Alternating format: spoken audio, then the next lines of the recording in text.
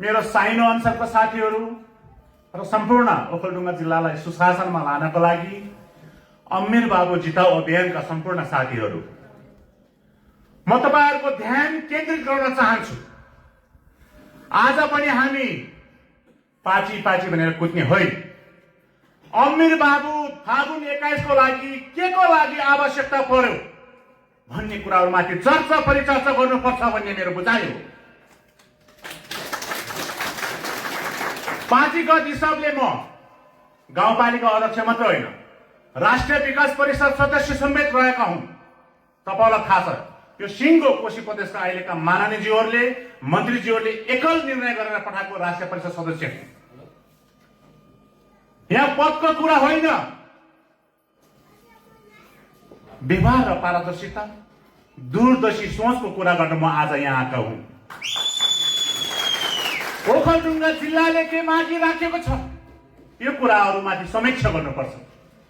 आज तपाईले पानी नखाइकन सिङ्गो ओखलढुङ्गा जिल्लालाई र्याली गराएर अमीर बाबुले यो कक्षामा उभिरहँदा यहाँ सम्पूर्ण दिदीबहिनीले काखमा बच्चा चेपेर यहाँ राखिराख्दाखेरि यो समयलाई हामीले ओखलढुङ्गा जिल्लाको सुशासन र विकासमा केन्द्रित गरेर त्यसको समीक्षा गरेर जाने कि नजाने माथिको चर्चा विचर्चा गर्न म यहाँ उभिएको छु। नेता साथीहरू, पहिचान आफ्नो कामले देखाउनु पर्दछ, भाषणले होइन।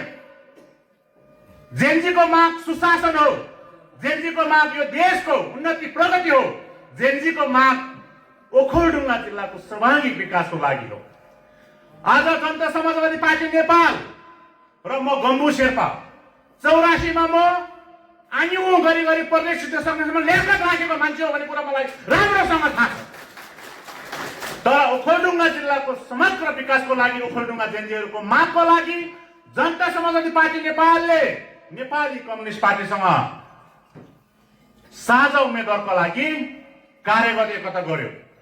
कसको लागि गर्यो यो कुरा बुझ्न जरुरी छ।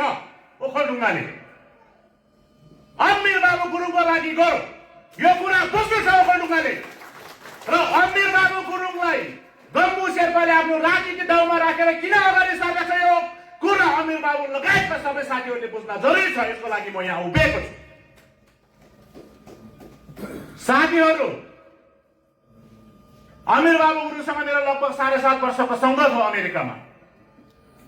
उहाँ पनि एउटा सपना त्यागेर आएको मान्छे हो, म पनि सपना त्यागेर आएको मान्छे हो। र हामी दुवैजनालाई काठमाडौँमा घर गाडी बनाउन होइन।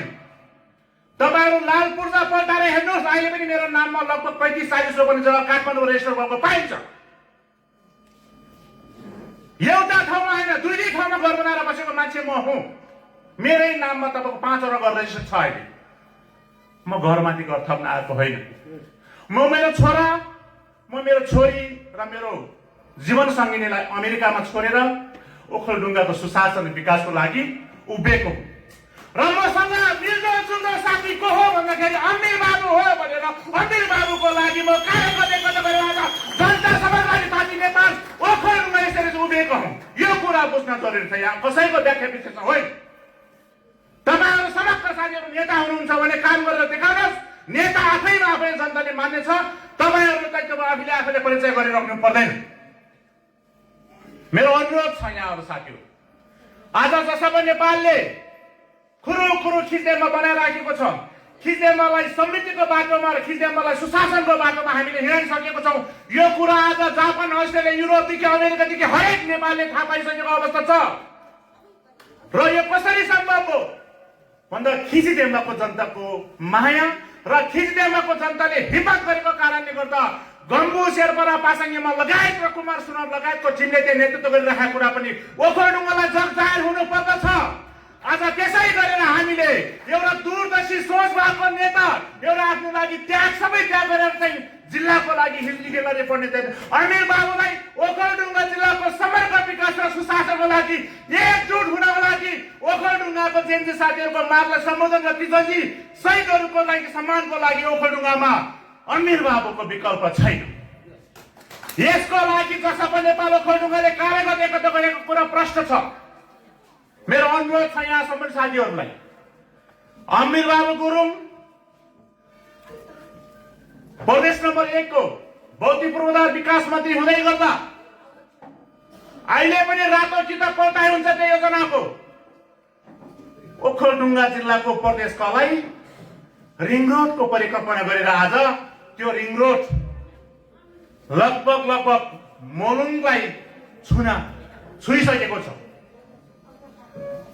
र खिचडेमा गाउँपालिकाको र चिसोमुखरी गाउँपालिकाको लगायत सम्पूर्ण निर्वाचित साथीहरू र जनता समाजवादी पार्टी नेपालका साथीहरूले यो किन कार्य गर्ने कता गर्यो भन्दा अमीर बाबु गुरुङको रिङ रोडलाई प्रदेशमा मात्र होइन प्रदेश खबरसितै घेरेर ओखलढुङ्गा जिल्लाको त्यो निमन्त्रणामा राखी कार्य गर्ने कता गरेको कुरा पनि यहाँहरूले स्मरणमा राखेर चाहिँ अबको दिन मात्र तारामा भोट माग्नु पर्दछ भनेर म आज यहाँ उभिएको।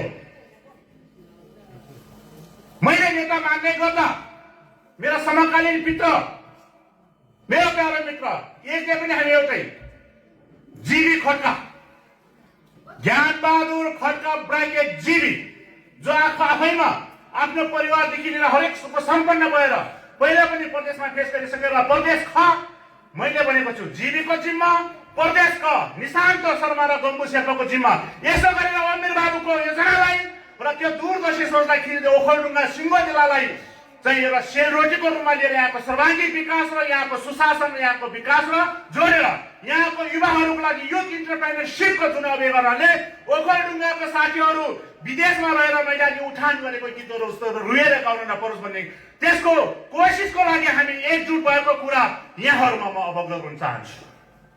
तसर्थ मेरो साथीहरू सम्पूर्ण नेता साथीहरू मैले तपाईहरुको अपमान गर्न खोजेको होइन। देखाउँ हामीले नेतागिरी, देखाउँ हामीले संगठनको पावर के हो भनेर। तपाईले आफ्नो गोटी चाल्नुहोस् र गोली ड्रम डकाउँदाखेरि थाहा होस् कि कुन कुन पालिका र कुन कुन वडाबाट कति भोट तारामा झर्यो र आफैलाई नेता पुष्टि गर्नुहोस् अनि मात्रै नेता तपाईलाई अड्याएको समुदायले मान्नेछ। र अमीर बाबु गुरुङलाई कुनै पनि गरगाडी चढ्न र गम्बु शेर्पालाई गरगाडी चढ्न र चिल्लो रोडमा हिँड्न आवश्यकता भएर त्यो छौँ। हामी काठमाडौँको शोक सम्पन्न ठाउँ अमेरिकाको ठाउँ त्यो पनि त्यागेर म ओखलढुङ्गामा अहिले दुःख गरिरहेको छु र ओखलढुङ्गाको सर्वाङ्गीण विकासको लागि आफ्नो सास रहेन्जेलसम्म सुशासनको लागि खिचडेमाबाट बिकुल फुकिसकेको छ। त्यहाँ बिकुल सिङ्गो ओखलढुङ्गा जिल्लामा रिङ रोडको रूपमा खुलेर यहाँको सुशासनको रूपमा घुम्ने पनि म साधकता प्राप्त गरेको जति साथीहरूलाई पनि म यहाँहरूको जुन स्वर्गमा बास हुन्छन् तपाईहरु ढुक्क भएर बस्नुहोस्। अमीर बाबुको टिमले अब ओखलढुङ्गा जिल्लाको सम्पूर्ण सुशासनमा यहाँ चाहिँ एकीकृत गरेर चाहिँ ओखलढुङ्गा जिल्लाको युवाहरूको मार्ग क्लियर गर्ने कुरा पनि म यहाँहरूमा विश्वास दिलाउन चाहन्छु। यहाँहरूलाई अचम्म लाग्ला कतिपय साथीहरूले फेसबुकमा कमेन्ट गरेको देखेको थिएँ मैले। गम्बु शेर्पा डलरमा बिक्यो, अमीर बाबुले 2 करोडमा किनेछन्, मूल्य पनि तोक्यो। मैले मात्रै उहाँहरूलाई आफ्नो मान्य देवी देवताले हेरोस् भनेर मात्रै कामना गरेको छु। र एउटा मिडियाले मलाई सोध्यो अमीर बाबुले 2 करोड पायो भने फेसबुक भरि तपाईलाई कमेन्ट छ, के छ तपाईको, के तपाई बिकेको हो भनेर। मैले अमीर बाबुलाई सोध्नुहोस्, अमीर बाबुलाई सोध्नुहोस् र यो जुनीमा अमीर बाबुले गम्बु शेर्पा किन्न सक्छ सक्दैन गम्बु शेर्पाको ब्याकग्राउन्ड बुझ्नुहोस् र त्यति भएर तपाईको जवाब यहीँबाट पाउँछ भनेर मैले भनिदिएको छु। म ओखलढुङ्गा जिल्लाको लागि जे आरोप खेप्न पनि तयार छु। म राजनीतिक मान्छे हो, म संगठन मान्छे हो। म मेरो पुतला जलेको हेर्न पनि म पहिल्यै कल्पना गरेर आएको हुँदा त्यो तपाईको त्यो बकम खुसे त्यो खालको कमेन्टहरुबाट मेरो म विचली हुने कुरामा यहाँहरूलाई प्रश्न रहनु म विचली हुने छैन। अझ मेरो चाहिँ तपाईको चाहिँ यो सुशासनको बाटो र यो चाहिँ निर्वाचनमा तपाईको द्रुत गतिमा अगाडि चल्ने पनि म यहाँहरूमा विश्वास गर्न चाहन्छु। र गौरवशाली पार्टी राष्ट्रिय पार्टी जसपाका सम्पूर्ण नेता कार्यकर्ता साथीहरू जो चिसोमुगढीमा छन्, जो सिनापामा छन्, जो हाम्रो चाहिँ यहाँ तपाईको चाहिँ जन्द्रखानीदेखि लगायत खिचडेमा सबै साथीहरू छन्। हिजोको लेभलमा जसपा नेपाल छैन। तपाईहरूले हिजोको लेभलमा जसपा नेपाल हेर्न मिलेन। आज जसपा नेपालको 13 घण्टामा कार्यक्रम आह्वान गर्दाखेरि काठमाडौँमा के हल्लायो त्यहाँ त्यो तपाईले देखिसक्नु भएको छ। आज जसपा नेपालका साथीहरू आज सबै गरगाडी छोडेर चाहिँ साथीहरू गाडीमा गाडी जाँच लिएर यहाँ आएको अवस्था छ। हामी एउटा विचारमा गाइडेड भएको, हामी सुशासनमा गाइडेड र हामी ओखलढुङ्गा जिल्लालाई तपाईको यो मेलवा देवीको जिल्ला, यो ज्ञानदिल दासको जिल्ला, सिद्धिचरण श्रेष्ठको जिल्ला, यो चाहिँ तपाईको चाहिँ व्याकुल माइलाको जिल्ला गम्बो शेर्पा जीवन बोमजन लगायतको अन्य कलाकार श्रेष्ठ सम्मानहरूको जिल्ला। यो जिल्लालाई जसरी तपाईको चाहिँ कलाबाट चाहिँ विश्वमा चिनिन्छ त्यस्तै गरी ओखलढुङ्गा मेरो प्यारो जिल्लालाई सिङ्गो ओखलढुङ्गा जिल्लालाई नै रिङ रोडको रूपमा परिकल्पना गरेर जुन नेता हिँडिराखेको छ उहाँको सपना पूरा गरेर ओखलढुङ्गा जिल्लाको सर्वाङ्गीण विकासमा हाम्रो हातेमालोको लागि हामी एक दिन भएको कुरामा फेरि पनि यहाँहरुमा अनुरोध गर्दै जुन यो आउने फागुन 21 मा हामीसँग मात्रै 32 दिन समय छ। यो 32 दिनको समयमा तपाई हामीले फागुनको 19 गतेबाट हामीले सम्भवतः हामीले कार्यक्रम गर्न पाउँदैनौं।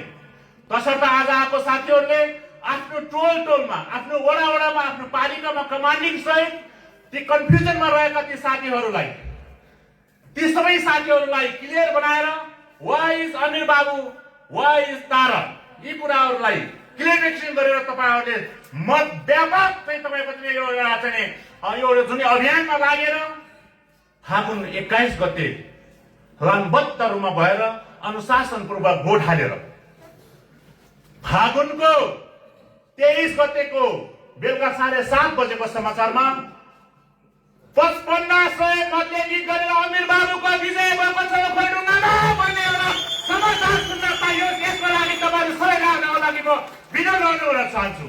साथीहरु समय कम छ, म यहाँहरुको एनर्जी चेक गर्न चाहन्छु। अनिल बाबु